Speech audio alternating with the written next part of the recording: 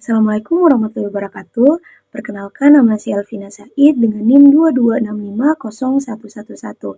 Jadi di sini saya akan memaparkan atau membawakan materi tentang kecerdasan buatan atau yang sekarang sering kita dengar dengan sebutan AI. Di sini saya telah merangkum 10 poin penting yang akan saya jelaskan nantinya.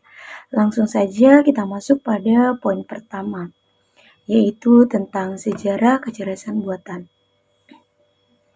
Istilah kecerdasan buatan pertama kali ditemukan pada tahun 1956 di konferensi Dartmouth.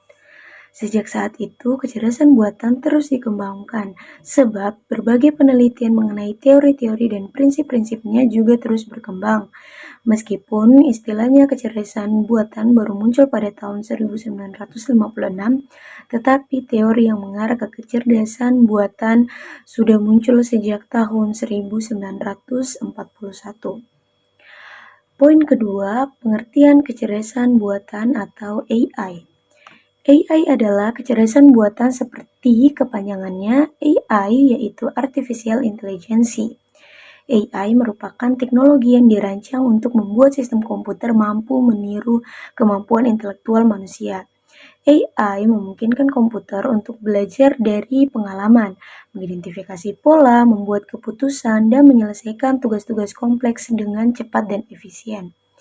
Masuk pada poin ketiga, yaitu kecerdasan buatan menurut para ahli. Yang pertama di sini adalah menurut H.A. Simon pada tahun 1987. Kecerdasan buatan atau artificial intelligence merupakan kawasan penelitian, aplikasi, dan instruksi yang terkait dengan pemrograman komputer untuk melakukan suatu hal yang dalam pandangan manusia adalah cerdas. Yang kedua, menurut Rich and Knight pada tahun 1991,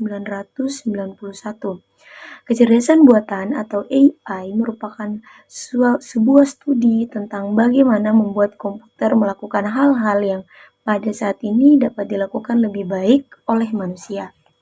Masuk pada poin keempat, yaitu tujuan kecerdasan buatan atau AI. Tujuan menggunakan AI adalah untuk menciptakan sistem belajar mandiri yang memperoleh makna dari data. Kemudian AI dapat menerapkan pengetahuan tersebut untuk memecahkan masalah baru dengan cara yang layaknya dilakukan oleh manusia.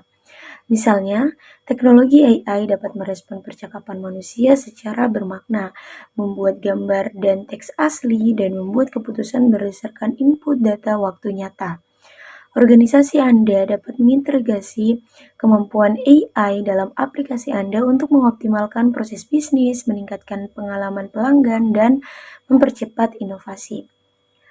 Ada juga menurut Winston dan Prendars pada tahun 1984. Tujuan dari kecerdasan buatan adalah yang pertama, ada membuat mesin menjadi lebih pintar. Itu merupakan tujuan utama. Yang kedua, memahami apa itu kecerdasan, itu merupakan tujuan ilmiah. Dan yang ketiga, membuat mesin lebih bermanfaat dan merupakan tujuan entrepreneurial. Lanjut pada poin kelima, arah kecerdasan buatan. Arah kecerdasan buatan di sini ada dua, yaitu yang pertama, mengembangkan metode dan sistem untuk menyelesaikan masalah AI dengan mengikuti cara manusia menyelesaikannya. Yang kedua, itu adalah mengembangkan metode dan sistem untuk menyelesaikan masalah AI melalui pemodelan cara berpikirnya manusia atau cara bekerjanya otak manusia atau neural network. Lanjut pada poin keenam, terdapat beberapa alasan untuk memodelkan performa manusia dalam AI. Yang pertama, untuk menguji teori psikologis dari performa manusia. Yang kedua, untuk membuat komputer dapat memahami penalaran atau reason dari manusia. Yang ketiga, untuk membuat manusia dapat memahami penalaran komputer. Dan yang keempat, yaitu untuk mengeksploitasi pengetahuan apa yang dapat diambil dari manusia. Masuk pada poin ketujuh, yaitu AI terdiri dari 4 bagian. Yang pertama, AI berpikir seperti manusia, Ini dapat diartikan sebagai cara untuk mengetahui bagaimana manusia bisa memahami cara pikiran manusia bekerja atau berpikir. Yang kedua, berpikir secara rasional, artinya bagaimana cara agar kita berpikir menggunakan logika. Biasanya logika dibangun dari solusi-solusi yang ada. Yang ketiga, bertindak rasional yang artinya upaya dalam bertindak atau bergerak mengejar sesuatu dapat dilakukan ketika mendapatkan hal yang ingin dicapai agar menjadi tujuan yang sempurna. Dan yang keempat adalah AI bertindak sebagai manusia. Artinya, semua pekerjaan atau apapun itu yang dilakukan manusia, komputer juga dapat melakukannya tanpa ada perbedaan sedikit pun. Masuk pada poin ke-8 yaitu perbedaan antara program AI dan komputer konvensional. Yang pertama itu ada di bagian pemrosesan, yang kedua itu ada di bagian fokus, yang ketiga di kemampuan menalar, dan yang keempat di pemeliharaan dan update. Masuk pada poin ke-9 yaitu kelebihan kecerdasan alami.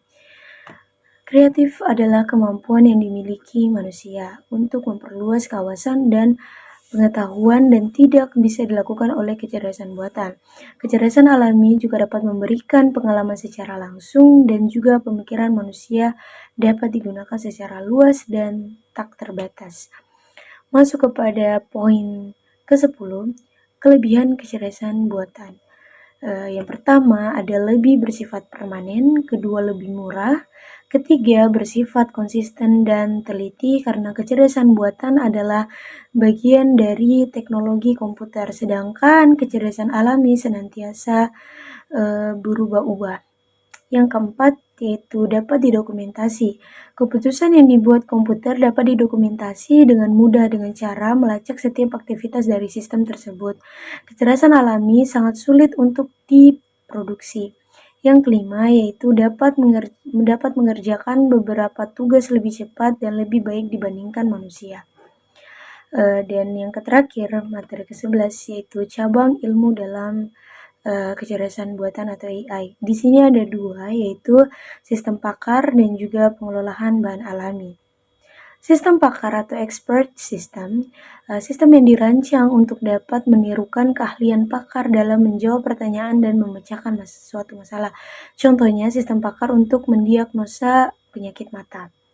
Yang kedua, pengelolaan bahasa alami atau natural language processing. Program yang memiliki kemampuan untuk memahami bahasa manusia, bentuk representasi dari suatu pesan yang ingin dikomunikasikan antara manusia. Contohnya adalah Google Translate. Contohnya misalnya di Google Translate kita ingin mencari atau menerjemahkan dari bahasa Indonesia ke bahasa Inggris atau bahasa-bahasa yang lainnya. Itu merupakan salah satu cabang ilmu dari dalam kecerdasan buatan. Ada juga contohnya seperti Google Meet, Zoom Meet lebih tepatnya, atau juga Google Maps, Spotify, dan lain-lain, Snaptube. Itu bisa menjadi dari cabang ilmu dalam kecerdasan buatan atau AI. So guys, begitulah dari materi yang saya bawakan. Saya akhiri dengan ucapan wabillahi taufiq walhidayah. Wassalamualaikum warahmatullahi wabarakatuh.